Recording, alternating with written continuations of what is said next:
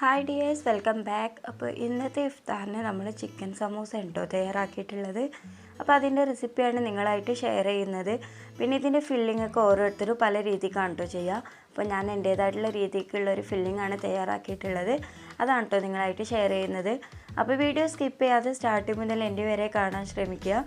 അതുപോലെ തന്നെ ആദ്യമായിട്ട് വീഡിയോ കാണുന്നവരുണ്ടെങ്കിൽ ഒന്ന് സബ്സ്ക്രൈബ് ചെയ്ത് സപ്പോർട്ട് ചെയ്യുക. അപ്പോൾ നമ്മുടെ ഈ ചിക്കൻ സമൂസ എങ്ങനെ തയ്യാറാക്കിയിട്ടുള്ളത് നോക്കാം. അതിന് വേണ്ടിയിട്ട് ആദ്യം തന്നെ ഓയിൽ ചൂടാക്കിയിട്ട് അതിലേക്ക് വലിയ ഉള്ളി കട്ട് ചെയ്ത് ഇട്ട് കൊടുക്കുന്നുണ്ട്. പിന്നെ ഇഞ്ചി, വെളുത്തുള്ളി, കുറച്ച് പച്ചമുളക്, പിന്നെ കറിവേപ്പില, ആവശ്യത്തിനുള്ള ഉപ്പും ചേർത്തിട്ട് നന്നായിട്ട് തന്നെ ഒന്ന് വഴറ്റിയെടുക്കുക.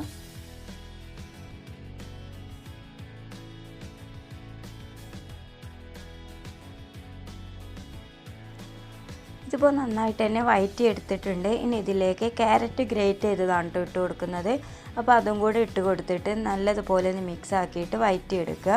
എന്നിട്ട് ഇതിലേക്ക് മസാലപ്പൊടികളൊക്കെ ചേർത്ത് കൊടുക്കുകയാണ്. അപ്പോൾ ഒരു 1/4 ടീസ്പൂൺ മഞ്ഞൾപ്പൊടി, 1 teaspoon chicken masala, 1/2 teaspoon garam masala, ഇത്രയാണ് കേട്ടോ ചേർത്ത് കൊടുത്തിട്ടുള്ളത്. അപ്പോൾ ഇതും കൂടി ചേർത്ത് കൊടുത്തിട്ട് നന്നായിട്ട് തന്നെ ഒന്ന് വഴറ്റിയെടുക്കുക. ഈ പൊടികൾക്കൊക്കെ ഒരു പച്ച സ്മെല്ലാണ്. അപ്പോൾ ആ സ്മെല്ല് മാറുന്നത് വരെ ഒന്ന് വഴറ്റിയെടുത്താൽ മതി. ഇനി ഇതിലേക്ക് നമ്മൾ ചിക്കനാണ് കേട്ടോ ചേർത്ത് കൊടുക്കുന്നത്. അപ്പോൾ ഈ ചിക്കന് മഞ്ഞൾപ്പൊടി, ഉപ്പ് മാത്രം ഇട്ട് വേവിച്ചെടുത്തിട്ടുള്ളതാണ്. അപ്പോൾ അതൊന്ന് ജസ്റ്റ് പിച്ചിട്ടാണ് കേട്ടോ ചേർത്ത് കൊടുത്തിട്ടുള്ളത്. അപ്പോൾ അതും കൂടി ഇട്ട് കൊടുത്തിട്ട് നന്നായിട്ട് തന്നെ ഒന്ന് മിക്സ് ആക്കി എടുക്കുന്നുണ്ട്. ഫൈനലി ഇതിലേക്ക് അല്പം മല്ലിയിലയും കൂടെ ചേർത്തിട്ട് നന്നായിട്ടൊന്ന് മിക്സ് ആക്കി കൊടുക്കുക. അപ്പോൾ നമ്മുടെ മസാല റെഡി ആയിട്ടോ. അപ്പോൾ ഈ ഒരു ഫില്ലിംഗ് ആണ് ഞാൻ സമൂസയിലേക്ക് യൂസ് ചെയ്യുന്നത്. അപ്പോൾ ഇത് നന്നായിട്ട് ചൂടാറിയതിന് ശേഷമാണ് കേട്ടോ നമ്മൾ ഷീറ്റിലേക്ക് നിറച്ച് കൊടുക്കുന്നത്.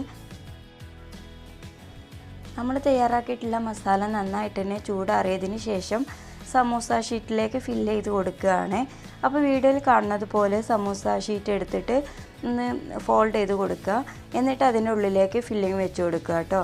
എന്നിട്ട് ഇതിൻ്റെ ബാക്കിയുള്ള ഭാഗം ഒന്നും കൂടെ ഫോൾഡ് ചെയ്ത് കൊടുത്തതിന് ശേഷം ബാക്കി വരുന്ന ഭാഗത്ത് നമ്മുടെ മൈദയുടെ പശ വെച്ചിട്ട് തേച്ച് ഒട്ടിച്ച് കൊടുക്കുക കേട്ടോ. നന്നായിട്ട് തന്നെ ഒട്ടിച്ച് കൊടുക്കണം. അല്ലാന്നുണ്ടെങ്കിൽ നമ്മൾ എണ്ണയിലിടുന്ന സമയത്ത് അത് പോരാൻ ചാൻസ് ഉണ്ട്. അപ്പോൾ നന്നായിട്ട് തന്നെ ഒട്ടിച്ച് കൊടുക്കാം. ഇങ്ങനെ ഓരോ ഷീറ്റിലും നമുക്ക് ഫില്ലിങ് വെച്ച് കൊടുത്തിട്ട് സമൂസ റെഡിയാക്കി എടുക്കാം. അപ്പോൾ നമ്മുടെ സമൂസകളെല്ലാം റെഡിയാക്കി എടുത്തിട്ടുണ്ട്. ഇനി നമുക്ക് നല്ല ചൂടുള്ള എണ്ണയിലിട്ടതൊന്ന് ഫ്രൈ ചെയ്തെടുക്കണം. അപ്പോൾ നന്നായിട്ട് തന്നെ ചൂടായ എണ്ണയിലിട്ട് ഓരോന്നിട്ട് ഫ്രൈ ചെയ്തെടുക്കുകയാണ്. അപ്പോൾ ഇത് തിരിച്ചും മറിച്ചൊക്കെ ഇട്ട് നന്നായിട്ട് തന്നെ ഫ്രൈ ചെയ്തെടുക്കുക കേട്ടോ.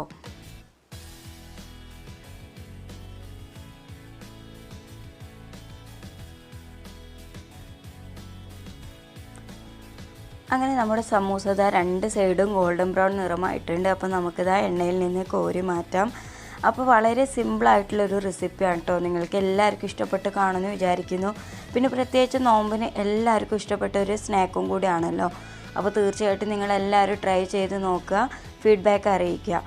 അപ്പോൾ ഇന്നത്തെ റെസിപ്പി നിങ്ങൾക്ക് എല്ലാവർക്കും ഇഷ്ടപ്പെട്ട് കാണുമെന്ന് വിചാരിക്കുന്നു. ഇഷ്ടമായ ലൈക്ക് ചെയ്യുക, ഷെയർ ചെയ്യുക, നിങ്ങളുടെ അഭിപ്രായങ്ങളൊക്കെ താഴെ കമൻറ്റ് ചെയ്യുക. അതുപോലെ തന്നെ സബ്സ്ക്രൈബ് ചെയ്യാതെ കാണുന്നവരുണ്ടെങ്കിൽ ഒന്ന് സബ്സ്ക്രൈബ് ചെയ്ത് സപ്പോർട്ട് ചെയ്യുക. അപ്പോൾ അടുത്ത റെസിപ്പിയുമായി വരുന്നത് വരേക്കും എല്ലാ കൂട്ടുകാർക്കും ബൈ. Thank you.